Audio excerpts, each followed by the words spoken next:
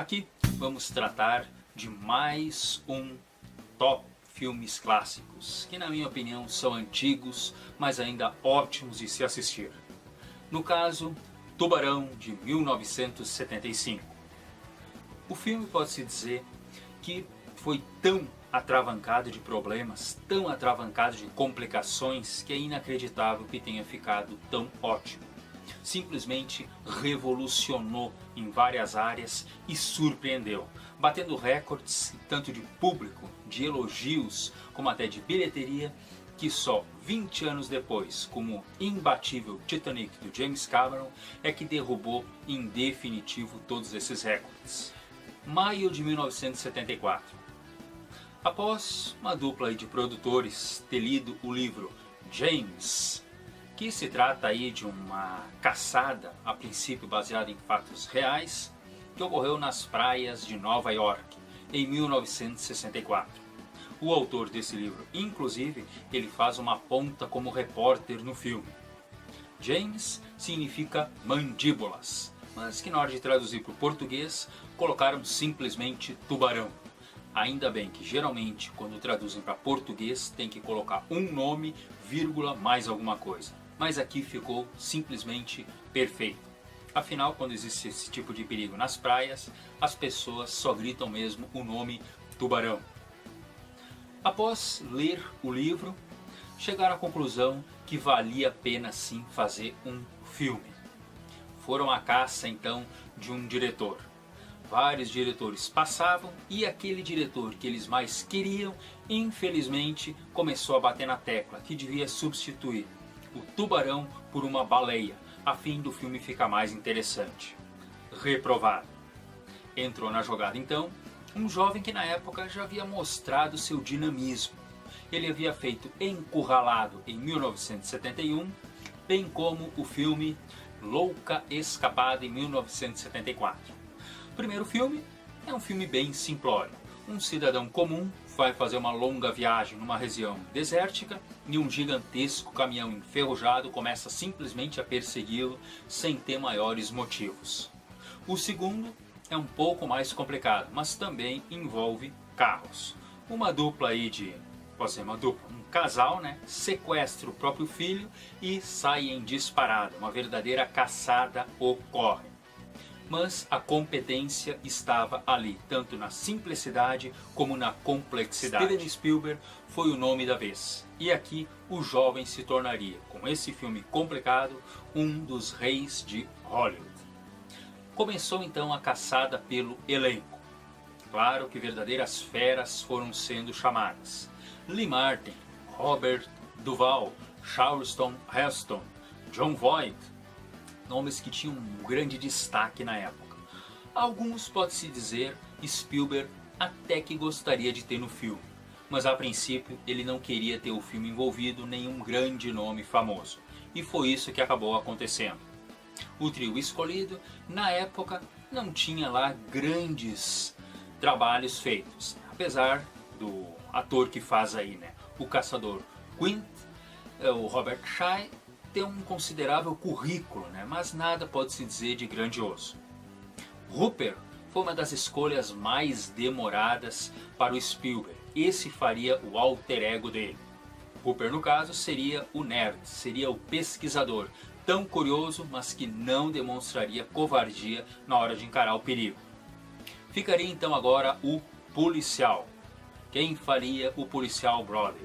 Que a princípio seria um homem que sempre trabalhou em Nova York e agora se mudou para a bela praiazinha de Amity, um lugar sossegado e tranquilo, porque queria viver o resto da sua aposentadoria. Pode-se dizer que já estava chegando num ambiente mais tranquilo. Ele sabia que Amity, um homem faz a diferença. O escolhido foi o ator que já havia feito o primeiro filme Operação França.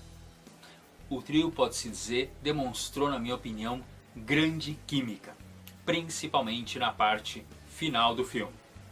O local escolhido para fazer as filmagens foi Martha's Vineyard, que fica, pode-se dizer, no nordeste dos Estados Unidos e pertence à região de Massachusetts. Local idílico, personalidades famosas, entre políticos e até bilionários, procuram aquele local como um recanto para suas férias e alguns até vão morar lá. É óbvio que cerca de 20 quilômetros de uma considerável faixa aí do Oceano Atlântico, muito tranquila e pacata, contribuiu muito também para escolher aí para fazer a primeira etapa das cenas na água do filme. Agora era só começar a trabalhar. Pegam uma equipe e deslocam aí para a localidade.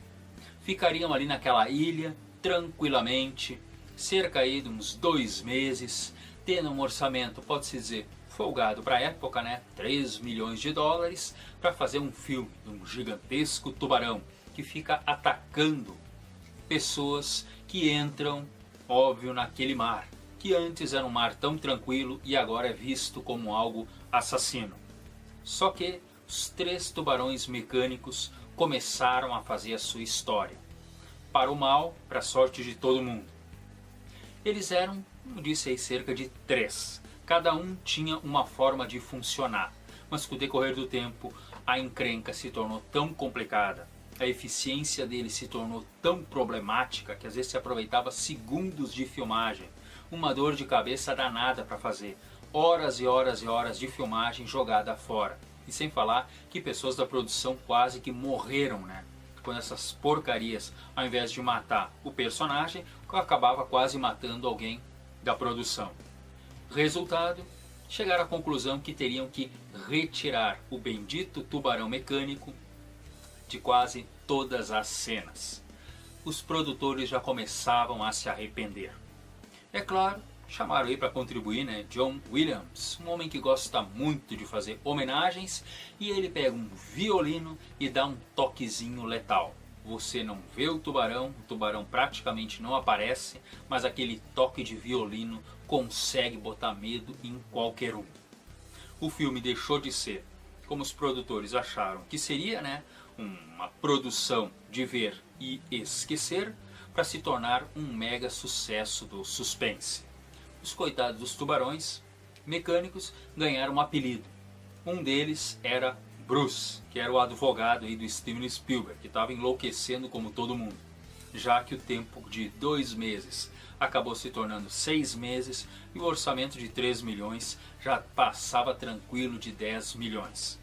Outros chamavam os tubarões aí de simplesmente, né, de quinquilharias, de vendas em garagem, né, coisa que ocorre em muitos locais dos Estados Unidos, né, onde eles pegam uma localidade e as pessoas levam para esse ponto toda a bugiganga que não tem mais utilidade na sua casa.